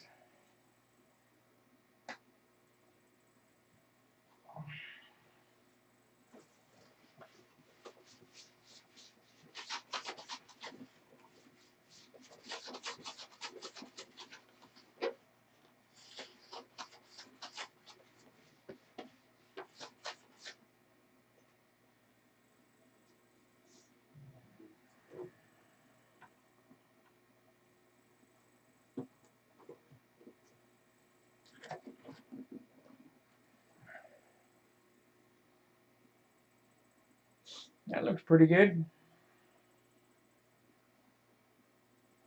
Now I'm still working on doing the elevators and the stabilizer. I got the outboard and the outboard side of this fuselage.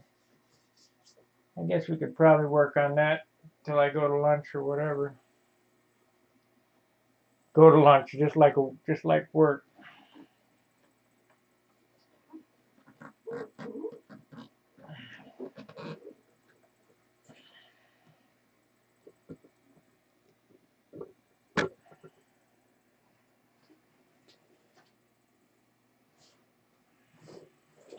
There's definitely not enough room here. Okay. Now, before I move this thing, I did sand all this. If you look here, there's all kind of white, chalky substance here. Well, that's clear dope. That's from sanding. So I sanded from about here on this side through here. This is the repair side that I did yesterday. And I sanded all this, and I sanded the rudder. So now what's left is to polish. So what have I done today? And I started this at 6 o'clock, so I got 4 hours and something in. I've got inboard and outboard sight of the top of the wing done. I haven't even started on the bottom. The bottom is the same amount. And like I say, this is the first go around because this paint is not really quite, won't be really quite dry for a month. In a month we'll bone it out,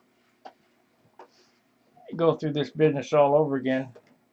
And boning out is the sanding of the whole airplane with 5,000 grit sandpaper, and I'll go back over it with Finesse It. So let's see what happens with this here. Let's see if you can tell the difference on camera. Let me let this camera catch up to YouTube so I can see where we're at.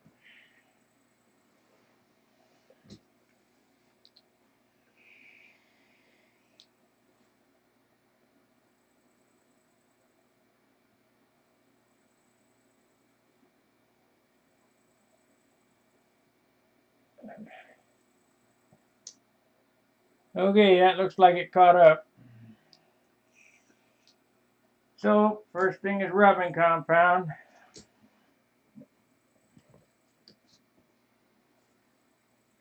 remember, if you got some deep boulders, you can start with 1,000 grit. 1,000, then drop to 15, then to 2,000.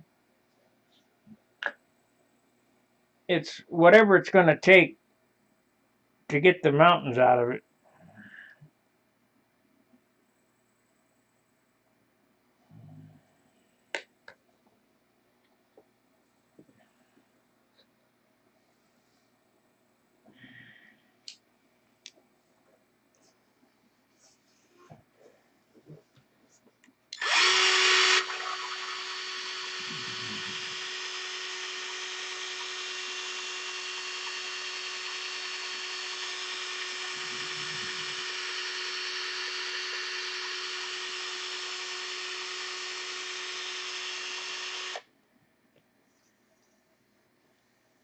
I'll fling this stuff all over the place.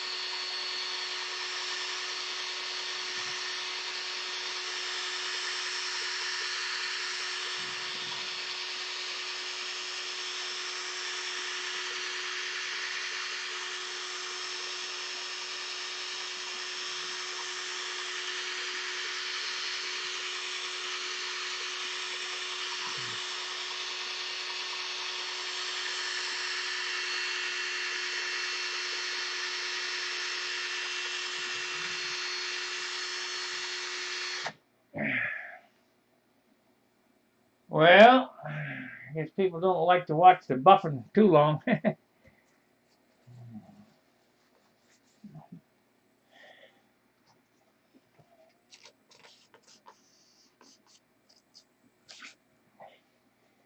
ain't for the faint of heart. Sit and watch somebody sand and buff, just like watching paint dry.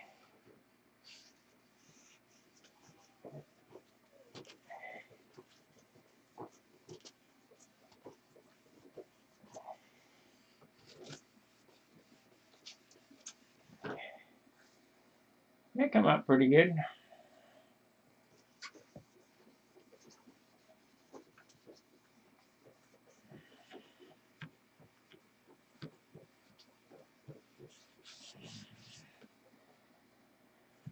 So let's hit the back half of the fuselage and upper part of the rudder, and then after that I'm going to eat lunch, and I'll probably come back. I mean, if you guys want to, I want to know in the chat box, do you guys want me to show you how I do this whole airplane?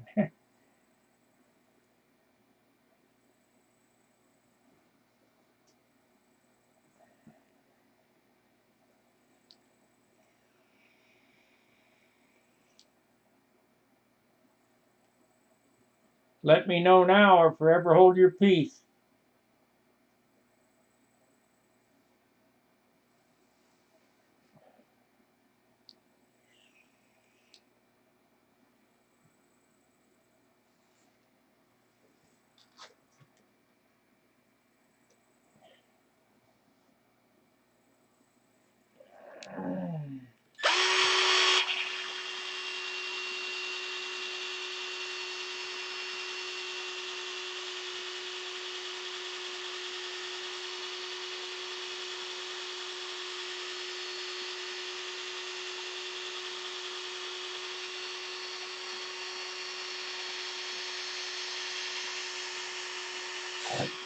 Ooh, that wasn't good.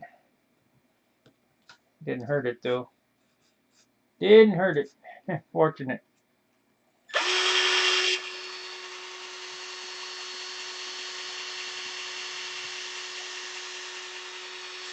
I think we'll do that little area with the small one. Yeah. Stupid thing got away from me.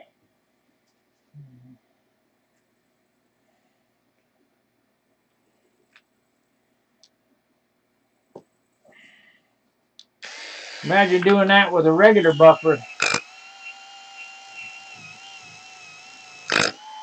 Oh, I see what it is.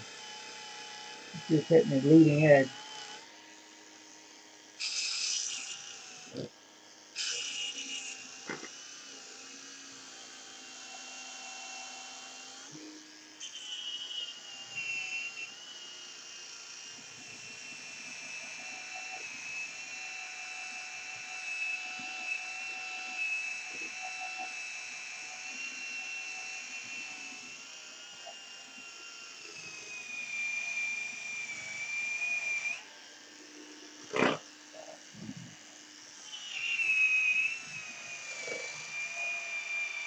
You want to hear no noises.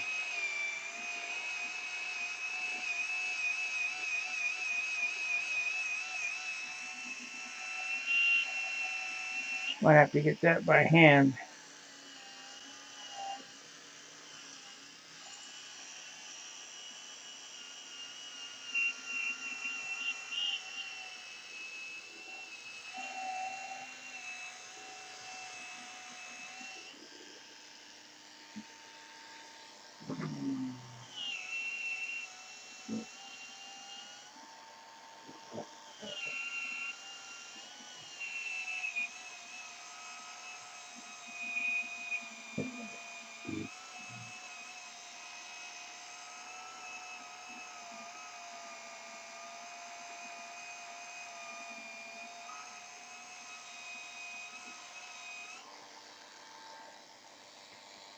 Thank you, Scott, for the super chat. Appreciate it. Yeah, you'd rather watch this than the snow melting, yeah?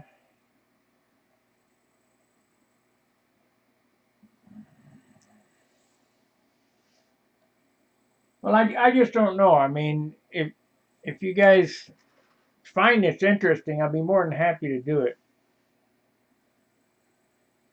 But one thing about Wendy videos is they're boring as hell because it's the same, at least it is for me, because it's the same thing over and over again, sanding and painting.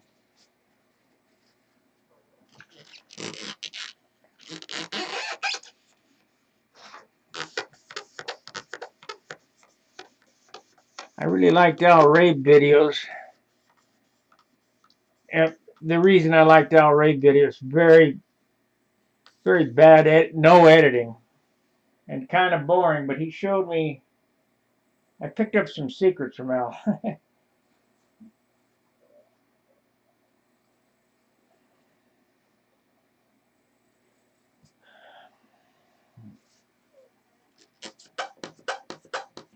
need to put a little bit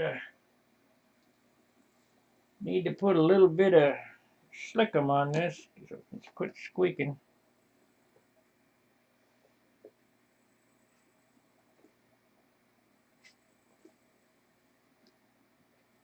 Come on.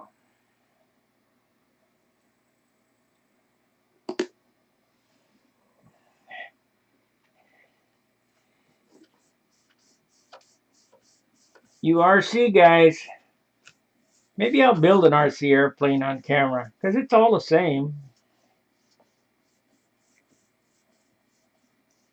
I built hundreds of those too.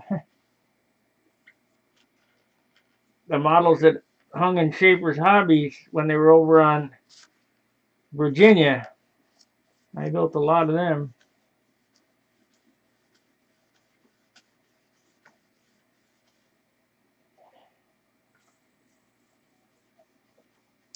The biggest one I built was a quarter scale Cub. It was pretty nice too.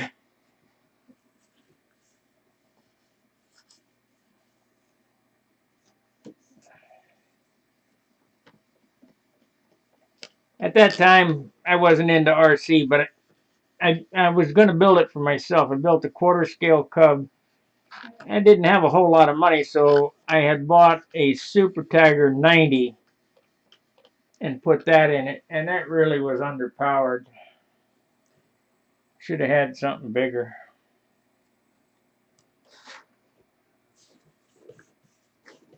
Should have had a Sato twin or something like that.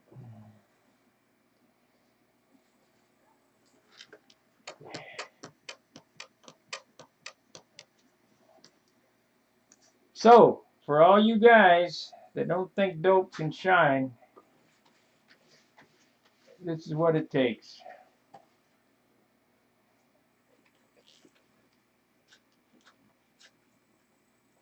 The more grease that you put into it, the shinier it'll be.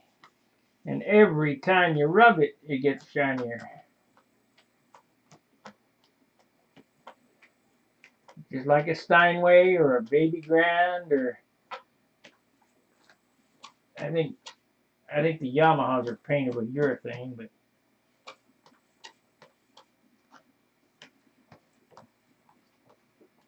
a nice guitar that's painted with lacquer.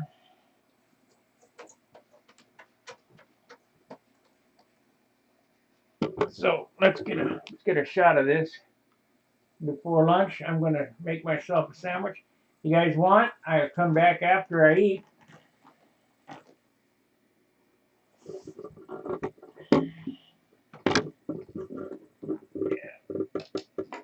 For another session of rubbing. Let's see how that looks.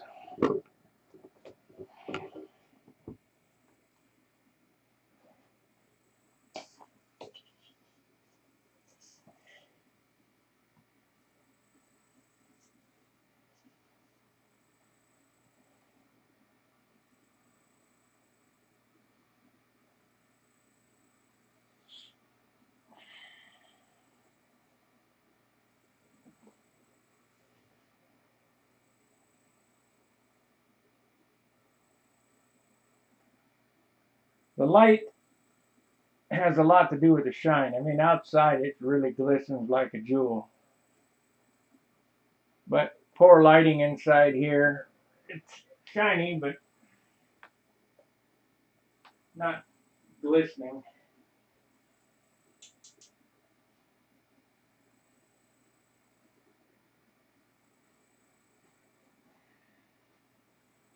Anyway, I appreciate the super chat, Scott, and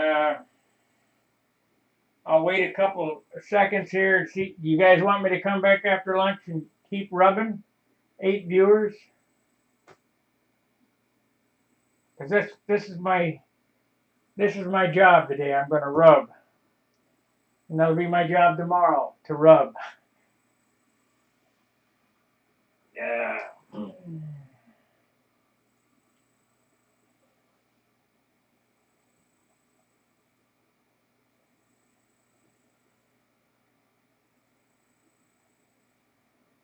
Now let's get the mouse. Here we go. Here. All right, guys. We'll see you after lunch. And thanks for watching. Let me get this up here.